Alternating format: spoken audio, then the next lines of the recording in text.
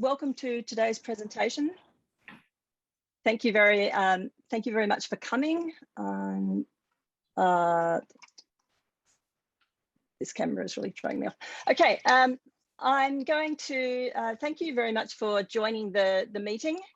And it's really nice to see some faces who were here last year at last year's presentation, because I have a big role for you. Ellen, we've got some visitors from overseas.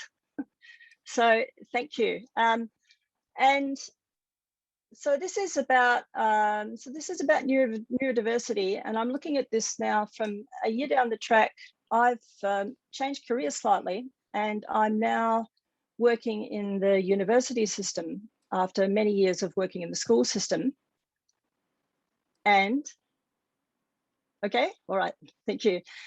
And that and so I've had an opportunity to try out some of the strategies I've been using in the school system and with adult teaching. I've had some chances to try those out in university classrooms, and in particular working with people who plan to be teachers in future, but also with people who are going to need to communicate ideas in English.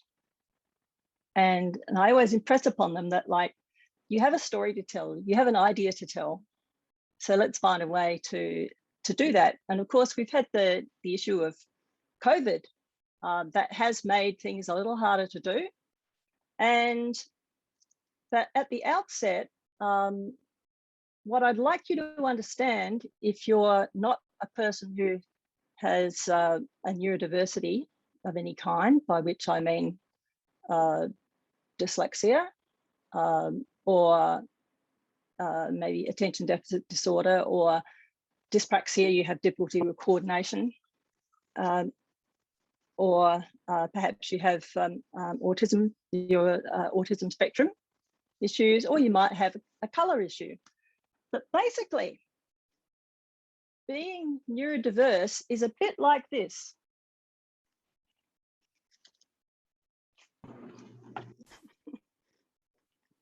Why have I got the pineapple? Because I can imagine that everybody is like, everybody else looks like they're really smooth and that life is really comfortable for them. But for me, I feel like I am a pineapple and everything catches on me, and I have to cope with it then and there, or I'm going to be wandering around with stuff stuck all over me. And if you are a neurodiverse child in a classroom, you are the pineapple. You have people stuck to you. And that is, and you're sort of, you feel like you're marked. And so my whole goal as a teacher is how to remove some of the spikes on the pineapples. How to get the pineapples to be accepted for being pineapples, and how to reduce the markers that make you obvious in a negative way and replace them with things that are more positive. So for those of you who've just joined us, this is a literal version of being neurodiverse. It's like being a pineapple and everything sticks to you. So this is my friend for the day. And so what I'd also like to do is I would like to spend time today talking about what some of the things are that you've been doing in your classrooms, and how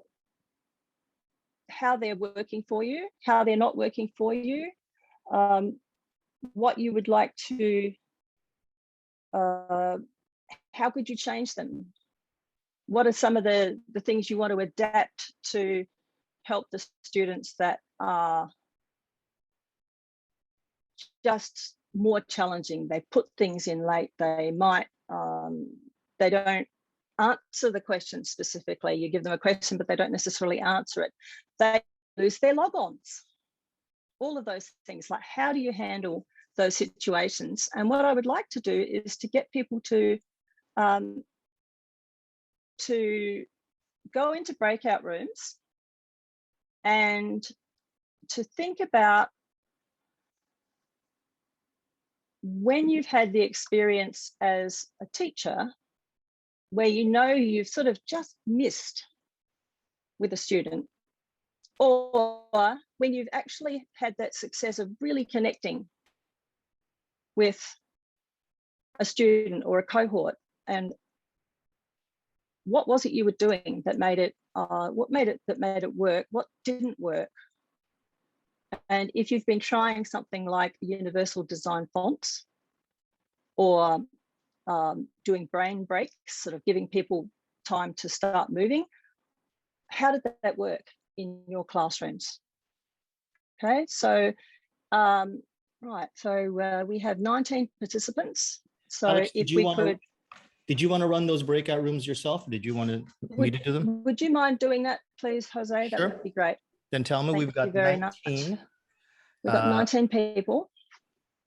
And I would like to stay in the main room for this process because I would like to come around and visit. Okay. And so I would like people to initially talk, because I really think that we all need to talk to people as well. At the moment, we actually need that exposure of talking, because we are all isolated. Sorry, Alex, how many rooms? rooms? Students are. How many rooms do you want? How much time? I want people in three people per room. 3 people per room. Got it. Okay, that's 6. About that.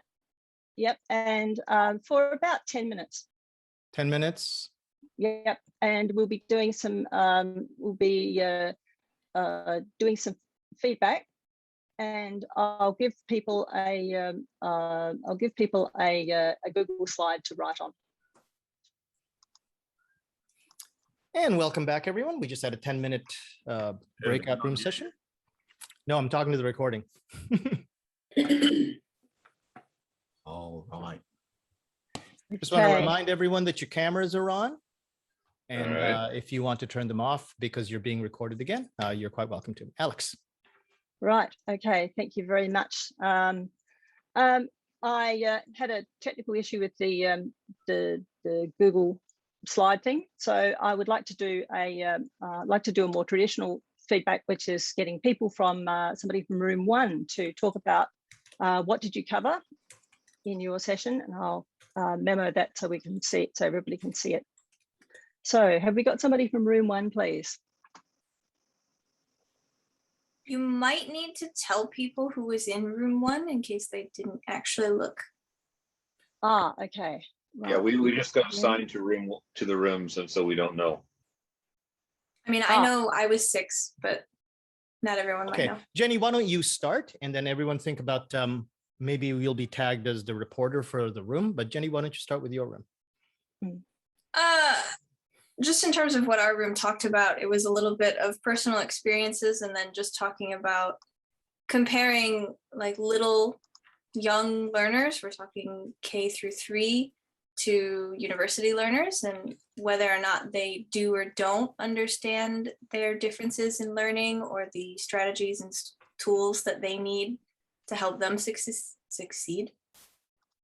I think that about covers most of what we talked about. Rhett, right. Do you have any more? Well, you know, the university students, that a lot of times when they get through the system, they've already maybe come up with their own strategies on how they do or don't like learning, and even they may not even be aware of, you know, what they're doing and how they're doing it. And my context with working with young learners was that, you know, they were still in the process of figuring out their timing and all these little, you know, their movements within the construct of the class. So there's a lot of differences. Brett, I just wanted to ask if you had any observations on any changes that you've been making to your practice, your teaching practice recently, because I know you're constantly evaluating things. I just wanted to know if there was something that you have specifically noticed that's working for you.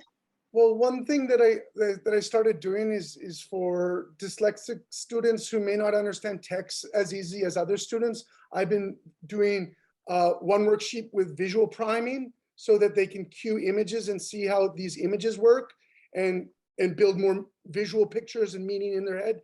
And then on another paper separate, I'd have the text based so that they could maybe align, they could learn systematic approach to reading through phonics and graphemes, but then they could also link it back to the visual priming that I did, so that they'd get double exposure to language.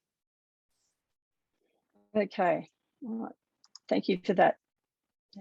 Yeah, that is yeah, to what to do when you've got kids who don't recognize, when you've got a cohort that's got a mix of kids who can deal with letters and words, and then kids who can't. So that that issue of the issue of images is really, really super important, and particularly photographs. If you can if you can use photographs or concrete objects, it makes a huge difference to students.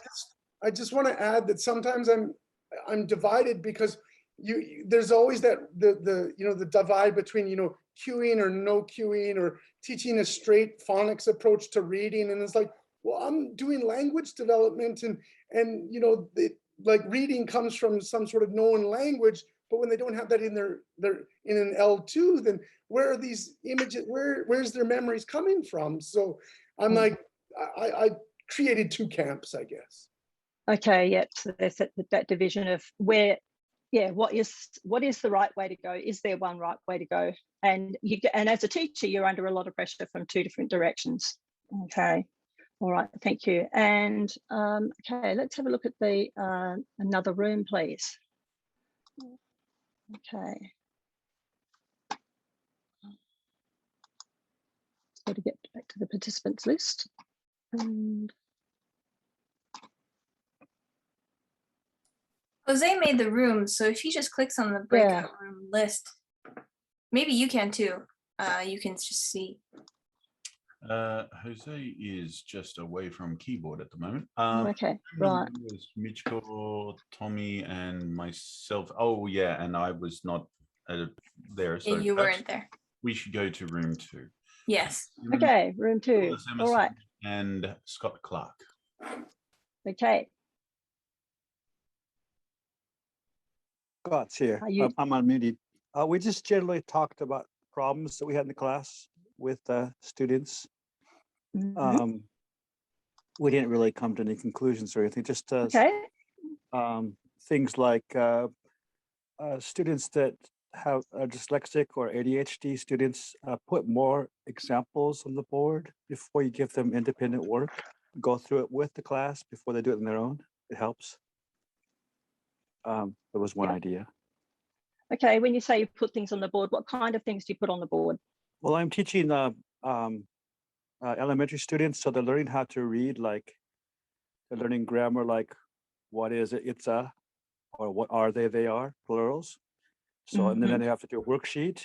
So put the examples with the picture cards on the board for the vocabulary, and put spacing between the words, and write it a little bit bigger, and then they can do it on their worksheet before they give them homework or a worksheet. Go over on the board with the class. So that's helpful. Don't pass that part. Okay, and do you have like steps on? Do you have the sort of the steps sort of like on the board about this bit, this bit, this bit? Well, like you have like a 1, 2, 3 system, a character on the board, and then I'll put like a vocabulary card on there, and then they have to, like, the basic one will be what is it, it's a, and then I'll do it together, and then I'll have students come up and write over a different card. Sometimes it's a negative, like, is it a something? No, it isn't. What is it? So do it as a class, and each individual sentence is done together, and then they do it on their own. So it's important to go through those steps together first with the class. It is, yep, absolutely. Okay, thank you. And all right, thank you very much, Scott. Now, what about room 3? Who was in room 3, please? That'll be Mary, Megan, and Mizuka. Okay, let's hear. Who would like to speak?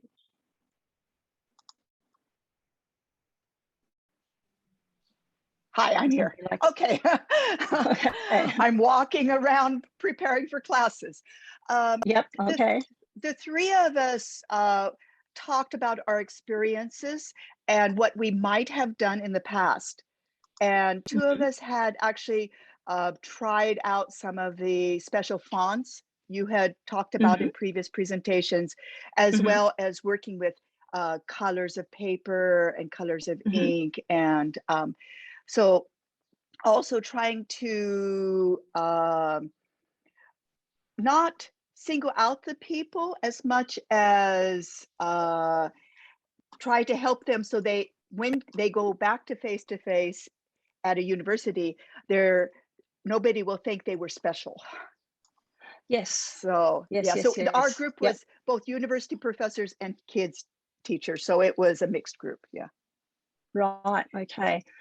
And what were were there any examples in particular about how anybody handled a situation with a particular, with the child, like anything?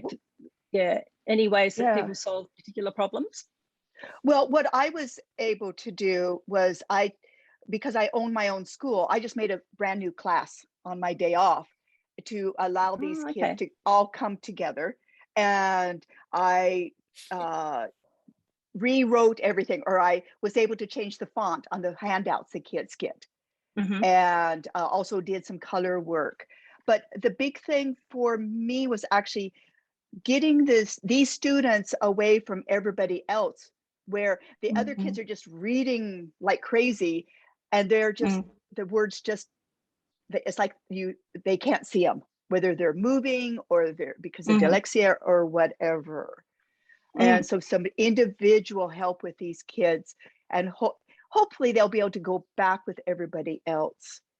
Right. So when you say were you doing one-to-one with these kids, or were you putting them in a small class? I had 3 kids. Okay. One is a brother and sister.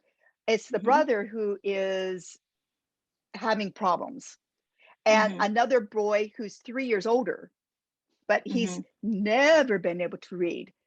But everybody else in his class does. Everybody else is doing ACAN 4, and he looks at words and he just can't see them. So he's in a class that he shouldn't be in. Right. Okay. Yeah. So the biggest problem is sometimes these kids are in classes they really shouldn't be in because they're not progressing with everybody else. And eventually they get they get a complex. I'm stupid complex. You're exactly right. What I've been watching kids that have had difficulty with reading, and I watch them going from being bright, bubbly, happy kids when they start at school, and then you just watch them slowly. They start getting really worried. Every time the teacher speaks, they start looking worried, and then eventually they will end up with their head on the desk. And that's really, really hard it's very hard to watch. One bright spot on the horizon is that there are some guidelines that have been released by the Ministry for Education on how to help students with different kinds of learning differences.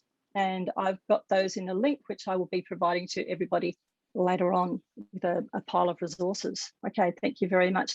Was there any example at the university level? Oh, in our group? Yeah. Who was it? Megan, was it? I teach both children and university level, and in terms of dyslexia, no, the child I was talking about is a child, so no examples from university. Oh, okay. No examples from university level. Okay. All right. Thank you very much. And all right, next room, please. What group is next? Next would be Breakout Room 4, which would be David Juteau, John Helwig, and Namiko. I'm guessing Tsuru. Okay. Right. So our groups were, I'm actually a teacher trainer now. I have been teaching for 25 years, but I've kind of changed my position. And then John teaches at 2 science universities, but I guess awareness. So I have every session that I attend of yours, Alex, I try as much as possible to share what I've learned so that it also kind of stays in my mind, but I make it aware for those content developers on my team who are creating materials for students online. But the interesting thing was when we do our workshops, I've also found that the people that I work with are more open and also willing to share their stories. It may not be ADHD or dyslexia, but it might be anxiety, or it might be things that they feel kind of vulnerable about. That's brilliant. I'm really, really happy to hear that the people are becoming more open. Yes, yeah. And I thought, So, during this pandemic, it's really important to, especially for teachers too, because many of us probably are lonely.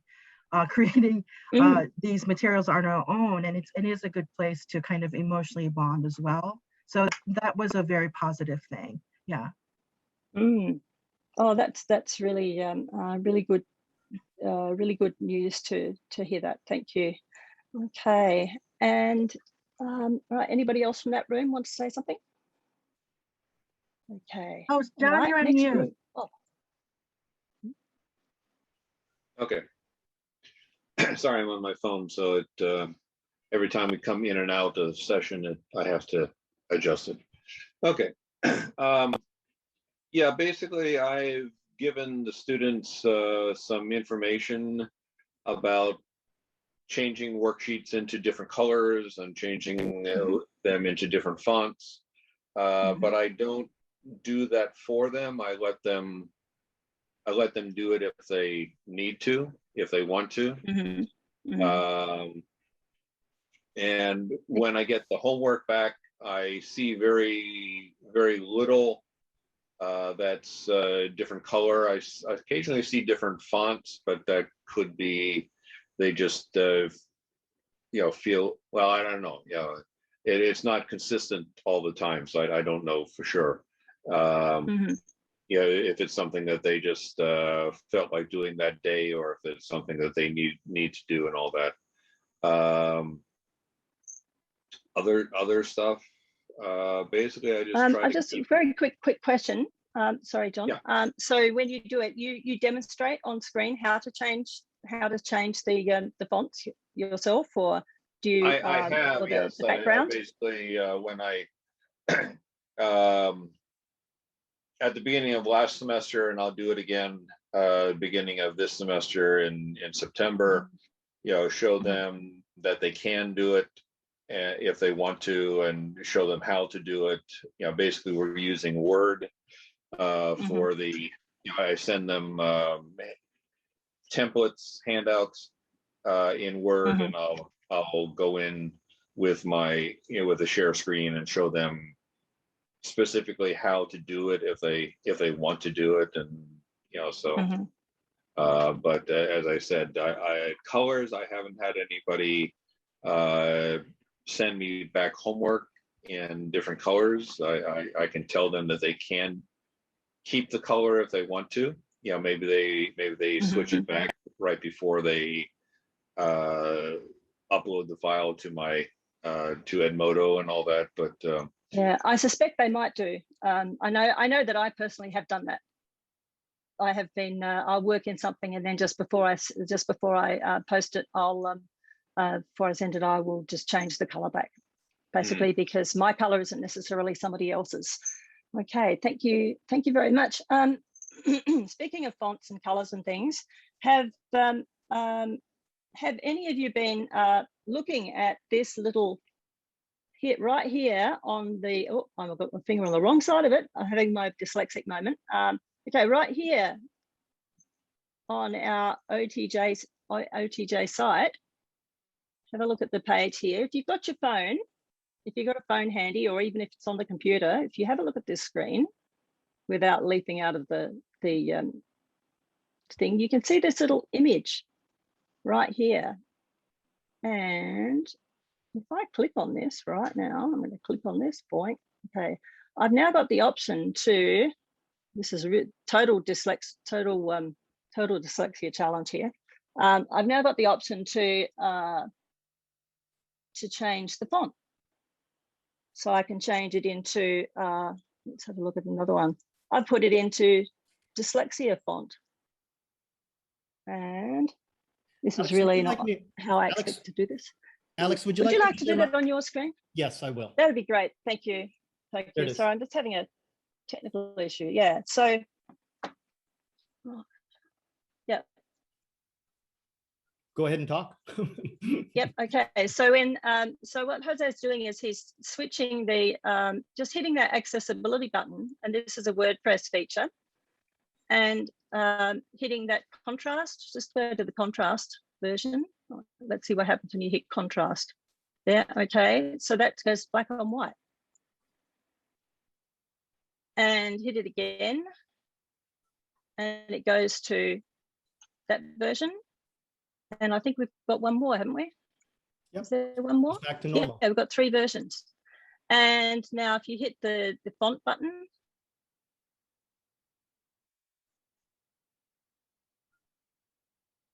and that's the size change. And then the other one is the actual font itself. Let's click on that one. Now this is Open Dyslexic Alta, and then PT Sans, and there's another one there. I think there's a serif font. So you can customize what you're doing this week to suit yourself. And one of the hacks that you can use if you're not already doing it, and you've got this open on your screen, you can if you're on an iPhone, for example, you can hit the send button. Do you want me to bring that back up again? Add it to your yeah, you can add it to your home screen. Hit the send button and then just add it to your home screen. And that's on the phone. And I've now got it. Yeah, now I've now got the OTJSummer sessions is now on my phone. So I can get straight to this week's wonderful menu simply by using that. I also use this as a teaching strategy. I teach students to put things where they teach them to send things to their home screen to send useful documents. So it's literally just select a document when you're in a document, hit send and choose add to home screen. And that's a really, really useful function for teaching. Okay, next, and the reason we've got this accessibility function is thank you, Adam Jenkins, who built that for us. Where is Adam? Oh, I think he disappeared might again. be indisposed. Oh, there he is. There he is. So yes, thank you, Adam Jenkins, for doing that and for bringing that to life. I was quite surprised when I first saw it, and I thought, there we go, Adam has done it again. So thanks, Adam, for actually doing that. And Adam, you've done that at your university, haven't you? You've given options to students at your university. Yeah, so most CMSs will have plugins that allow you to do this sort of thing. So it's actually fairly painless to implement, in which case, why not? So for Moodle, there are plugins that allow you to do that. In particular, there are certain themes that have it built in. Move is the theme that we use at my university, and that has built into it accessibility features like these. So it's very, very simple, very trivial to implement, and makes a world of difference for a lot of people. So thank you very much. Yep. And giving people options is really, really important, because it's what suits me is not necessarily going to suit, another person. Okay. All right. And now next group, please. I think our group was next, and we talked about all sorts of things, not just the topic at hand, but Amanda suggested one of the easy ways to understand that somebody's got a problem. Immediately we can just see if we can see their handwriting. And students who are reversing letters or who cannot write in a straight line are showing obvious signs of some kind of trouble.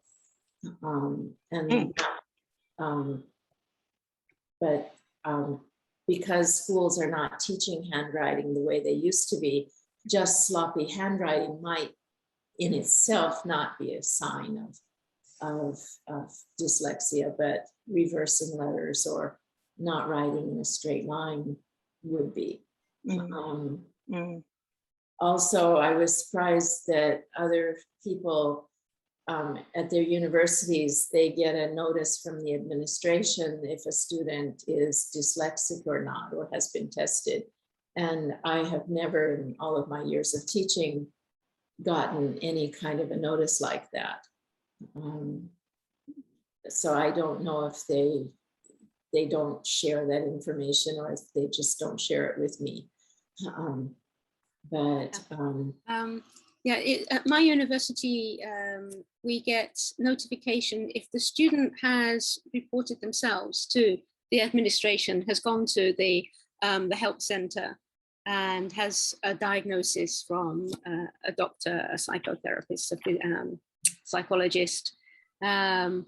Yes, so it's not necessarily just dyslexia, but it's other learning difficulties and socialization difficulties. And but our university advises us about this. And what? Sorry, continue. I wanted to say that in my case, every student is different. So what works with one student doesn't work with another student, and vice versa. So it really have to be open to a case-by-case approach. That's exactly right. And I think that's where teaching, giving students organizational skills, modeling them themselves, yourself, and saying upfront to students, oh look, this is how I do this. Some people do things other ways. For example, one of the things I say about mind mapping is that I teach students to use Post-it notes to mind map, because the process of actually writing on a paper, because I'm one of the people with bad handwriting, writing on a paper destroys it for me, literally destroys the paper. If my handwriting is messy and I draw a line and I don't like it, or it's in the wrong place, I feel like it's so inflexible that I literally go into lockdown on it, or lock up, or whatever. Shutdown, that's the word people are. And so you can get around that really easily by dealing out a bunch of Post-it notes. And I used that with a group at a university just recently. They second years who were learning presentation, and we were using a sort of a set model of delivery, but they were having difficulty doing even the keywords. They had a story they wanted to say, but they weren't sort of, some of them were frozen and some of them were writing sort of sentences. And so I had modeled on the board. I went and modeled on the board with them with a Post-it notes. Okay, you can do it this. And I did a big version of the, I've got 3 points, 1, 2, 3, and here are my sub points. And then down the bottom here, this color is going to be my reason. And then I just went and stuck Post-it notes onto those points. And then I said, here you are, people, go for it. And I just dumped all of these Post-it notes on the table, which luckily there were a whole lot of them in a drawer in the room, which was fabulous, and just spread them there. And they all and I said, okay, now, and then I'm saying social distance, because these kids are in a classroom. This is a physical room. And so I scattered them across a few empty desks and got them to come and collect some Post-it notes. And then I gave them, well, I think about 10 minutes. And then I actually started them doing social distance pairs to present to each other about their topic.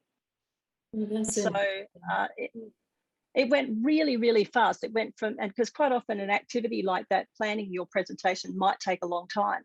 But because these kids are so starved of contact, and it was one of the few times that we could actually do, they could be face to face.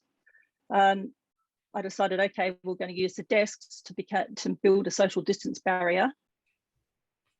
And I put them sort of literally made a big U. I got the kids to make a U shape in the room that was 2 meters.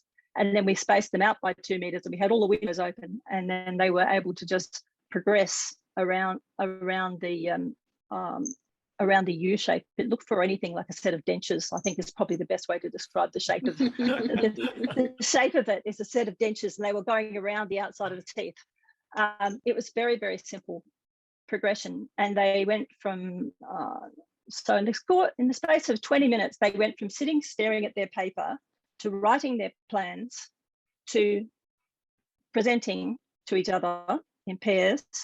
And after the third round, I said to them, and by the way, pull out a photograph of what you're talking about and show it to somebody and indicate this is, use that. And so then they were building that in, using the photograph into their image. And then their homework naturally was to go home, slap it into PowerPoint or something, and then be ready to do a bigger level presentation next week. And they had, I did notice that they went very quickly from hesitantly speaking to smiling, and then they went to giggling, and then they went to waving their phones at each other, and then I kept yelling out social distance. And they followed the model, the 3, 2, 1. Now whose model is that? The 4 minutes, 3 minutes, 2 minutes pattern. Formation. I think Formation. That's right. Yeah. So I was, here's one of the names that's connected with it. So I followed that pattern with them, and as they did it, they got more and more fluent. And I spent early part of the year working on a little bit on their fluency, and I had been borrowing some ideas I had learned from Jose in terms of getting the basic sentence frames, getting that done. I also moved in some of the intonation practice, and I physically got kids to using their knees to practice words, and that was actually a big hit. The other thing it does is it functions as a brain break, which is exactly what you guys should be doing now. So I want you all to get off your chairs, and if you're standing up already, that's marvelous. Okay, stand up, people. Stand up, people. And okay, let everybody put your hands up. Yay! And stand on your tippy toes. Now, if you can stand on one leg and look out the nearest window. Look out the window. Okay. Oh, stand on one leg. Oh, okay. Stand on one leg. Yeah, if you can do that. Oh, look at, oh my goodness, you're very flexible, Jose. So, and why are we doing this? Anybody know how much of your body is being taken up by, how much of your blood oxygen is being used by your brain? Anybody know that figure? Anybody? I bet Amanda does. I bet Amanda does too. Amanda, do you know the percentage?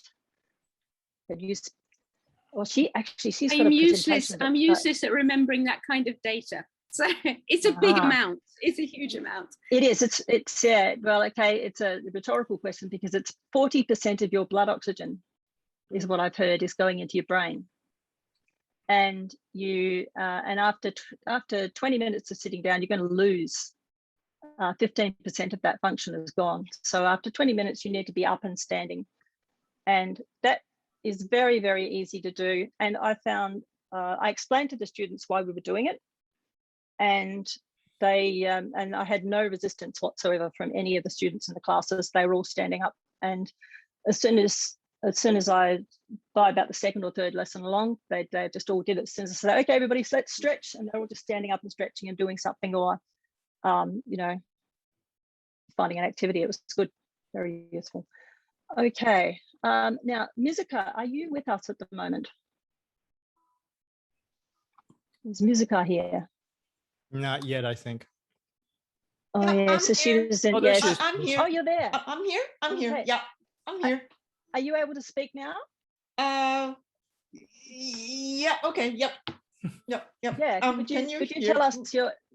Yes, I can hear you. Could you tell us your example of what you did with managing a class situation? The one that you helped me with, right, Alex? Yeah. Yeah. So it was a class of 40 students, and there was one student that would just talk in front of all the other students, totally out of the blue, like despite my instruction. that I had on my screen to write in the chat if anyone had any question. But that one student never got it, and he'll just speak out some questions that are not necessarily related to what the other students were doing. And yeah, so I was having that problem, and then I happened to attend one of your sessions where you explain about different fonts and using different color backgrounds. And I tried it and it worked, because after I tried it, that student actually wrote a question in a chat. And yeah, sorry, I'm not as excited as I encountered that situation, but it was just amazing how that happened. So it made the class easier for you? Definitely, because he wasn't like interrupting at odd moments anymore. Like if he had a question, he would just start using the chat function on Zoom. Brilliant. Which, I mean, I couldn't get that happen until, yeah, exactly.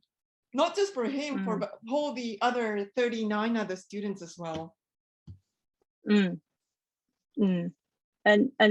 yeah, because I think Linda mentioned that she doesn't know whether there's any students who've got issues in her class, and by law, students don't have to notify their situation, and in fact, a lot don't, because they're so worried about what it means, or their parents are extremely worried about what it means to notify. So you may have some information, or you may have no information about what's going on. So yeah, it's the most important thing you did though was you were watching what was happening and what the situation was, and then you said, okay, what about this? So yeah. So so your method was to introduce a learning strategy and then ask for questions, invite questions if the people had them. Okay. All right. Thank you very much. Thank you, Alex. Yeah, that's good. Okay. Are there any more comments? That because we're getting lots of interesting things here from people. Any more comments from group 6? John has a comment. But... Yeah, my thing went back to mute again. Anyway. Oh, sorry. Okay. One of the things that has randomly come up on Facebook is an ad for clear Post-it notes, which I've never seen before. But you know, basically they're clear. You can write on them. You can use like matching markers and highlighters and that sort of thing. So yeah, like some people. One of the demonstrations was that you put them over an answer key, and you can black out the answer, and then you just flip up the Post-it note, and you can check your answer and that kind of stuff. But it was really interesting. Unfortunately, I don't have the link. If the ad ever comes up again, I'll share it with OTJ. But it just happened to randomly come up on my Facebook feed as a random ad from someplace. I have no idea, but probably we can search for transparent Post-it notes or something like that. Might bring up something. But that's just a suggestion based on your suggestion of using the Post-it notes, because you could cover they can cover their text with the thing and write on the Post-it note, and they're not writing on the paper, and so on the actual piece of paper and all that.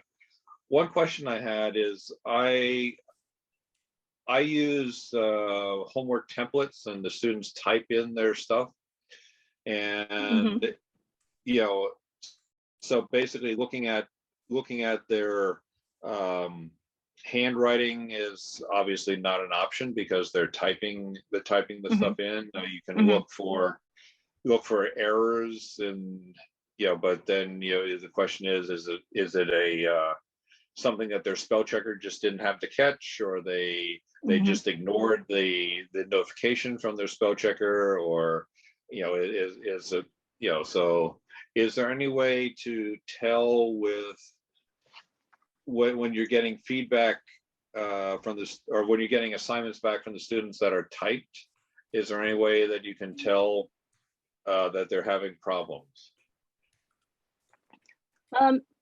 One of the ways would be if they're not actually they're not answering the questions in a way you'd expect them to. Yeah. If you're getting a different kind of a response. I think that the value of the typing is that the value of typing means that suddenly your handwriting is the same as everybody else's. And again, it's one of those points where you remove shame from the situation. And that is that really outweighs everything, to be able to remove that shame of having somebody looking at your writing. And there was one day where I didn't have the technology working as well as I expected, and I ended up having to take a picture of students' pages, because I get students to write in the book and to do all their memos in the book, because they're not going to lose the book. They're going to lose papers, but they're not going to lose their book. Alex, and we've got to stop. I'm really sorry, but believe it or not, time flies when Alex Burke speaks, and everybody else is enraptured by her speaking. It is now 2 o'clock. Oh, it's my session. Oh, okay. Am I over session is now? up. Is it? Session, Oh, yeah, it was 1 hour. So is there a new one? Is there another one coming up at 2 now? I believe so. Isn't there one?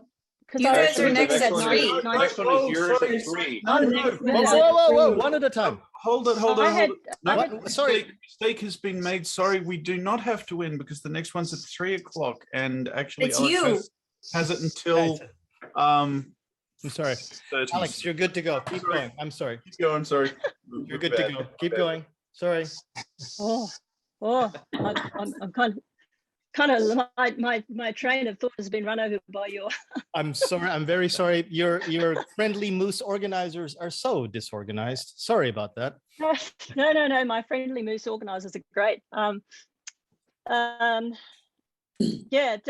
Just the one time I had to actually get the handwriting, like I've often used in junior high school classrooms, because the kids haven't had access to computers until this year. That it would be, there's a really positive effect of sharing students writing immediately on the board, like on a electronic device. But I found a couple of university students where I took a picture of it, and as I was walking around the room just taking pictures of their textbook, I realized that I had half a dozen kids there who had really, really complicated handwriting.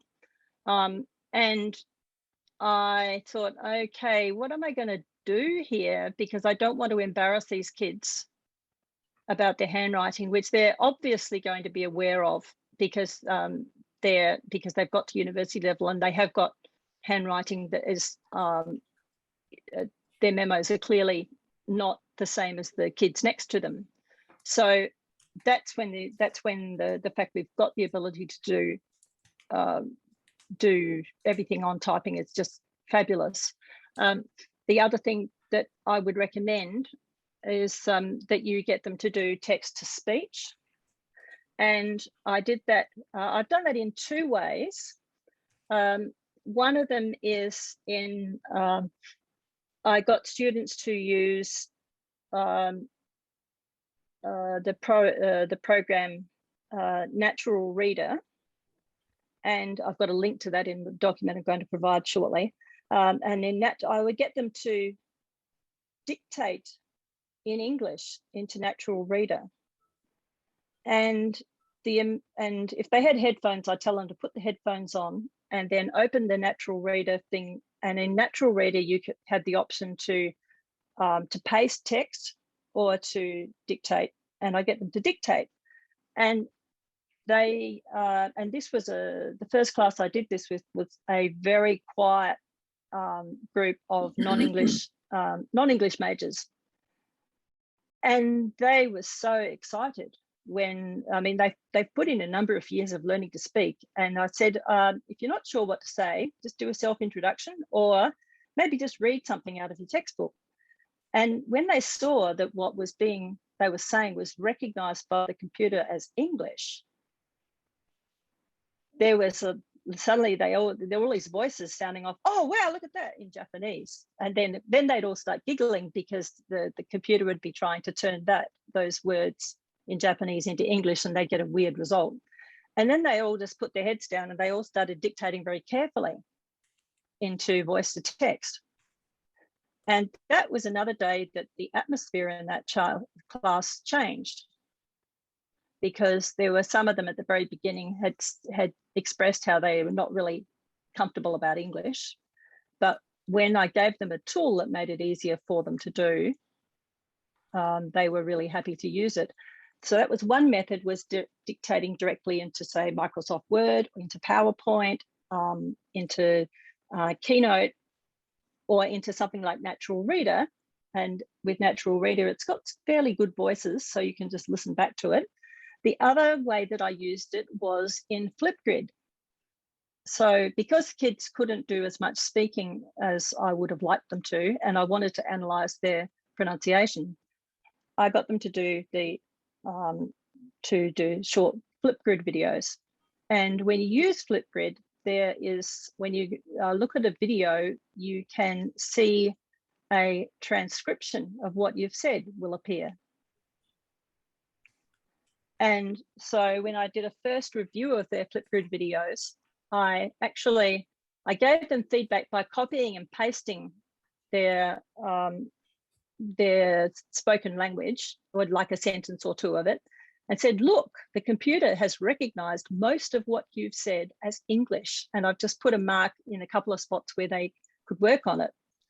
And that was another huge motivator. So voice to text is tangible proof to the students that they can do English, and that they have, and that they can be successful at it. And I would thoroughly recommend that. So anybody who's using Flipgrid, this is one of the sideways benefits of it, is to teach the students to look for where the transcript is. And when they look at their video, there will be a place for the transcript, where the transcript will show up, and they can see exactly how their speech sounds. And it doesn't matter what they're saying, all that matters is they're producing some verbal content.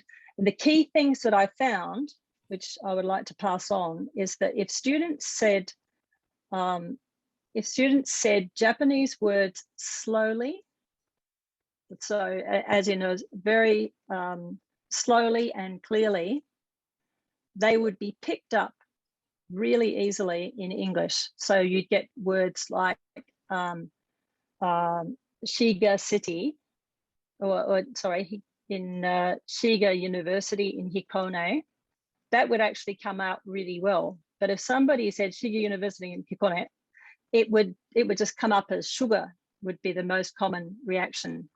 So when I explained, and I did this by demonstrating to the kids, that I would speak and then I would show them, this is the transcript of what I've said.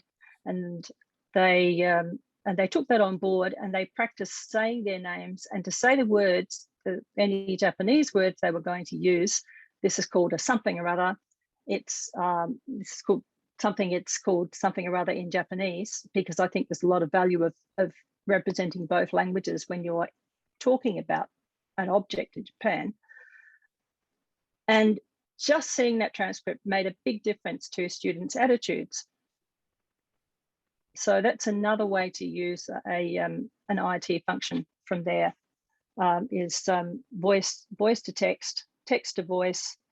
Voice to text will overcome the issues of handwriting. And in reality, most of us are not going to be writing on a board, except for the fact that we're teachers. Sometimes we have to, but there are some of us, amongst us, who probably would never do any handwriting at all, because everything we do would be done through computer interface. Have we got anybody in that situation? Never handwrites? Yeah, I never handwrite. You never handwrite? But then Anybody else? I haven't been in a classroom for 2 years, so you know. So All right. basically, yeah, Yep. everything is online. One comment that I want to make for reading is some books have the text available as speech, and this, you know, I've made those files available to my students. Whether they use it or not, that I can't tell. But you know, they do use, or I mean, if they do it, their pronunciation certainly should get better. And you know, so like when I listen to them in class, sometimes I'll ask, particularly if it's something where they're reading, if they're like they're the summarizer of a text, and it's coming out that they're mispronouncing a lot of the words that they could have learned how to pronounce if they had listened, then I will suggest that they might want to actually listen to the text, and so they can take on the proper pronunciation and all that. That's just a suggestion, I guess. So. Right. Yeah, thank you. That's a very good suggestion. I've actually structured listening into my comprehension practice, and the reason I've done that is because there is evidence out of I think it's Yale. I think the research comes from Yale that the dyslexics in particular, when they are presented with text, they don't necessarily comprehend it. They'll read it, or some of them may not be able to read it, but their comprehension isn't automatically set off in the way that a neurotypical person faced with text, their comprehension, their analysis and comprehension sort of parts of the brain just go boom, and they get it. But with the dyslexic, when they hear that text, that makes a huge difference. It engages the area of the brain that deals with comprehension. So that's the mapping of the words is engaged by hearing, which is really interesting. So I built that into my process for students to do questions and answers on things. I would give them, they had a textbook which had a dialogue in it, and I would just record the dialogue in Padlet, and I've gave them all a link to the Padlet file. So for their textbook, I'm putting those audio sections in there, and their job is to, number one, go in and listen and read along if they want to practice their pronunciation. And then number two is to look at the questions, and number three is to do the answers, basically.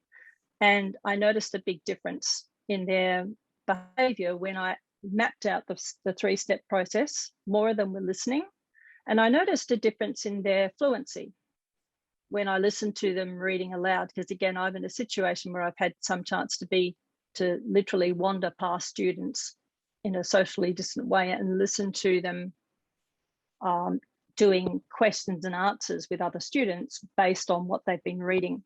And I could hear some of them sounding a little bit Australian, which is good, good for me. Little model. Yeah, it's a little model. I did notice that when I ran a phones in the classroom project 15 years ago in a high school, and a Japanese teacher and I would read the keywords in Japanese and English, and we'd say to the kids, okay, your homework is to listen to your phone, because the kids would record it on their phones, and their homework is to listen to their phone and to practice reading the sentences and practice the words, and they would get a quiz the following week. And so it's pretty funny sort of listening to kids who, when you say, oh, did you listen to your phone? And they'd say, oh, nah, didn't do it. And then you'd give them a quiz, and they would suddenly, they were getting them right. They were getting all of these words right, which they wouldn't have been doing, because the teachers remarked on it and said they weren't doing this in the other English classes.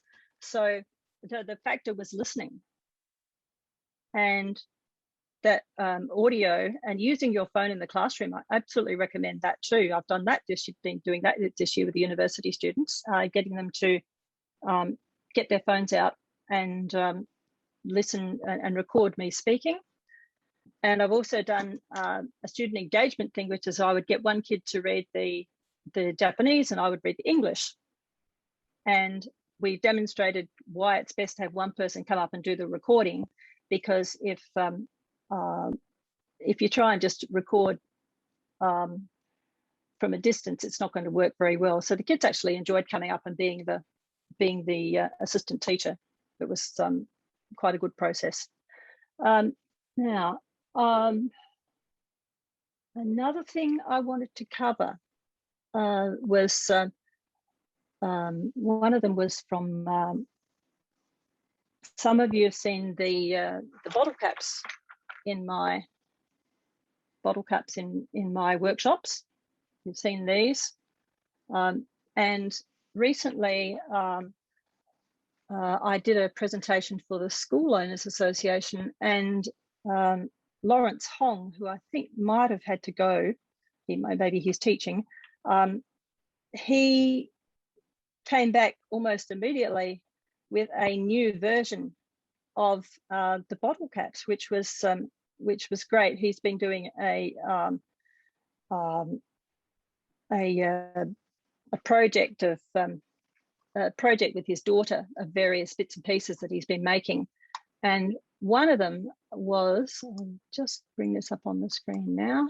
One of them was, so what they've done here is they've taken the bottle cap idea and they've integrated and they've used it for katakana training for their daughter.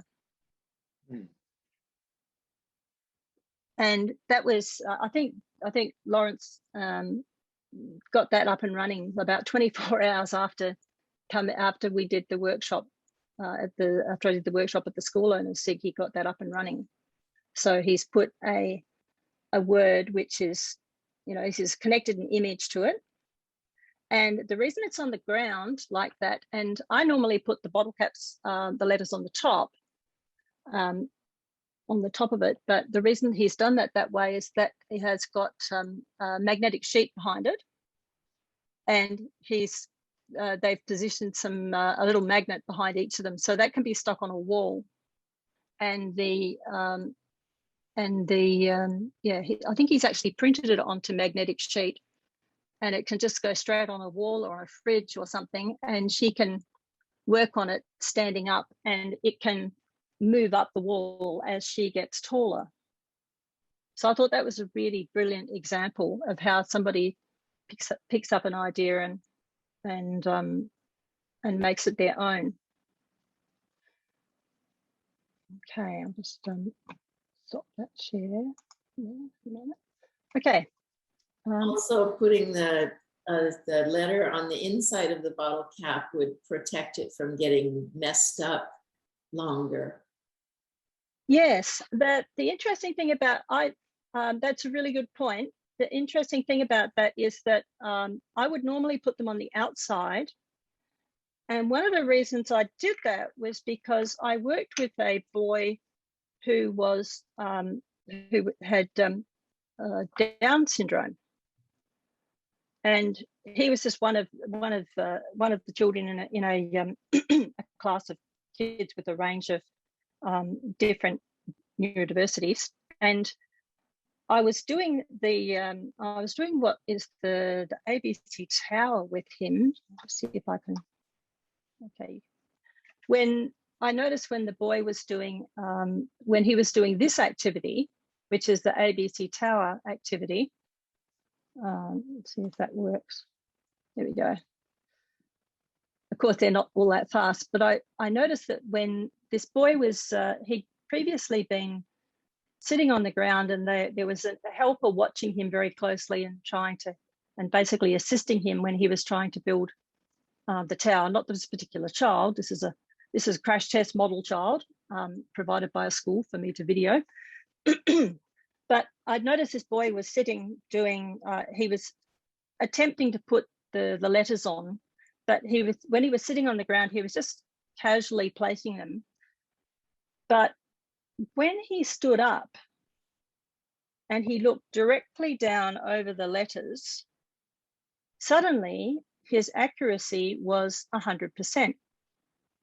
And it stopped being a random activity. He stopped doing, so I got him to stand up and start by himself. So he was standing up and he was bending down and he was looking at the letters directly from the top, rather than from, so before he was looking at them sort of from an angle, but then when he was looking at them directly head on, whoops, that's upside down, his accuracy went to 100%. And so the teachers and I looked at that, and that's when they said, okay, we're going to look at getting him a slope for his desk. So if you think of the difference of your body position from when you are like this to when you're like that, the angle at which you are reading is really, really important. So if you notice any students moving their heads around, that could also be that they're having issues with vision. So that would be why I've always done them on the outside, is after watching that particular boy. Excuse me. Does anybody have any questions about that? Well, you mentioned vision. I've had several students that I've noticed, they sit in the back, but they're always squinting at the board as if they can't, as if they need glasses, but obviously they don't have glasses, or they didn't bring the glasses, or they're embarrassed to use their glasses or whatever. Yep. Now that's gone away from me for the last 2 years since I'm teaching online and they're looking at the screen. But when we go back into the classroom again, whenever that is, that will become an issue again. So, I guess I'll just mention that as you probably will have students that have trouble seeing, and if you happen to notice them squinting, you can always move them forward in the class. But you have to find a good way to do that without embarrassing the student by bringing them up. Yep. Make it part of a random shuffle, and they just happen to end up in the front, and other students who hopefully don't have that problem will end up going into the back. But a random shuffle probably works pretty good, I guess. Now that's exactly right, and you've hit on the issue, is you're avoiding shame by the random shuffle. I have noticed students having score changes from depending on their position. That was in junior high schools and high schools. But what I do in my classes is I always use the largest monitor I can get in the room, and I often share links to students via QR codes. And if I have something that I want them to, so I've got them into the habit of using a QR code, and I've said to them straight up, come down here, can I get closer, and use it. And so I've established a habit that they can come close to take a picture. And I've also deliberately put pictures on the board which are detailed, where they actually do need to get close, or they actually do need to zoom in a lot, or to physically get closer to take pictures of. And of course, with a screen, you can just do screen capture. But I have trained all my classes that there is nothing wrong with coming and taking a picture of the board. And I will just say to them, okay, everybody, please take a picture of this as part of the teaching practice. Okay, just catch a picture of it, because then they don't have to write notes either. They can take a picture and they can write on the picture. and that would be why I've got 53,000 pictures in my storage, which is a bit of a lot. That I actually live.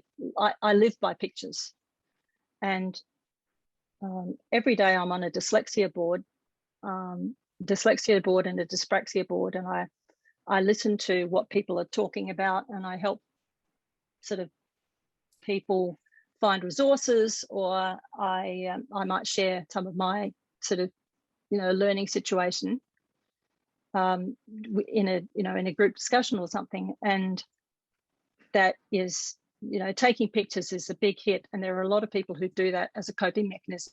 I can see a hand up, Jenny. Not a hand, just telling you that it's 2:26. This one, I put this on the board in the lessons, the time timer. The reason I like this one is that you can set as many timers as you like.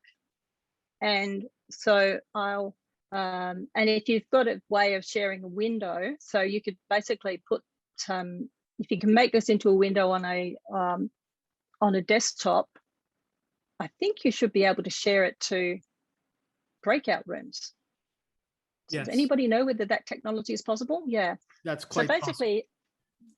Yeah. So basically what happens with this, with the time timer, is that when I was using the 432 function for kids talking, I would dial up the 3-minute timer, and I would set it to repeat 5 or 6 times.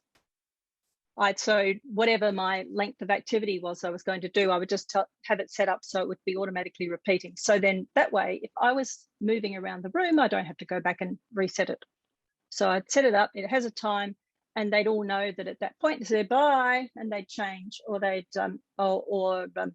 so that's in a live situation. If you're in a classroom, like a hybrid, like a master classroom, that's a really nice strategy for that. The 20-minute timer would be tied into what I had on the board, because in the board I would have a chunk about, okay, from this time to this time I'm going to do this time to this time is this time to this time is this. And because kids who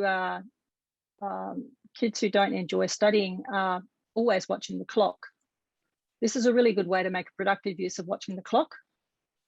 And I would have one that would last the entire lesson, the 90 minutes, another one that would last, particular chunks. And I also had on my watch, I would have a timer set off for me for brain breaks, just in case my lesson design wasn't going in a way that they were automatically standing up after a certain amount of time. So that's one of the things I wanted to recommend, Time Timer. It's free, really good app. Is this a PC app, a phone app, or what kind of app is it? It's a phone app. I believe it's in both. I believe it's in both Android and iOS, as far as I know. I think it's in both. So that's So that's one of the other functions. Another thing is, I think quite a few of you might use document systems. Like you might use Google Classroom. Anybody using Google Classroom? Anybody use your hands or something? Yeah, using Google Classroom, or using using Teams or something like that. Anybody using those things? There are functions when you issue a document where you can issue them all to one. We can issue each kid with their own version of the document, and that has a good function, because everybody gets a clean version and nobody can mess up the main document. It's really, really useful. But sometimes there could be an argument for doing it slightly differently.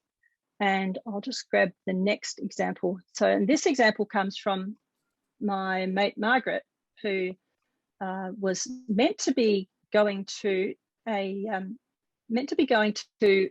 part of the campus which is in Okinawa, but she couldn't get there because of typhoons. She made a valiant attempt to go there, but she just couldn't do it. And she had these beautiful workbooks that she had, because the students were going to have their experience of having face-to-face contact with this writing teacher, doing an intensive writing seminar, and it just wasn't going to happen because she just couldn't get there. She actually got as far as Fukuoka, but ended up being in the hotel. So Margaret switched her, hadn't used Google Classroom before that, but she just, with very, very quick burst of training, she switched her activity into that. And she did it with a slight difference. And that was that she made it into one solid document, and that everybody had a box in it, and everybody could write at the same time, and everybody could see each other's writing. And I'm just going to give you an example of how that worked, because it was really, really, really interesting. Right. So she was working on prepositions. And so all she's done there is she's put some pictures in which are highly relevant to the students. So the pictures are from places that are at the university, or they are places in Okinawa. So there's something that the students are really familiar with. And she's given an example of how she would like it to be used. So this was step one, was using this. And for each of those students, she had a couple of pages of document. And for each of those students in that group, there was a line for them to write. And so she could also see which students were coping well with using this method, because some of them hadn't used something like a shared Google document before ever either. So it was a new experience for her, and it was also a new experience for the students. So you can see what they were were doing in that situation. And then she moved on from there. She did the next way she went with it was to take the writing level up a bit, and went to a more advanced Google form. Whoops. I'm sorry about this. If anybody needs to stand up and stretch, please do that. My brain is almost broken by the new monitors. I will have this in order by tomorrow, Gretchen, don't worry. For me, one of the issues as an individual with having dyslexia is I have difficulty with left and right coordination, and I have difficulty with up and down coordination, but I'm really in trouble when things move in front of and behind, in front of and behind each other. I'm completely disjointed. It just throws me. So that's when new technology is sometimes a really huge issue for me. And the last one is, and it could be, yeah, it can throw me to the point where I'd just have a panic attack about it, which is pretty much what you're seeing here. So you might have a student who otherwise knows the work that they're trying to do, but they're not producing the way you expect them to because they're actually panicking. Okay, back to the slideshow. And this is, this is literally how it looks. Okay. Yeah.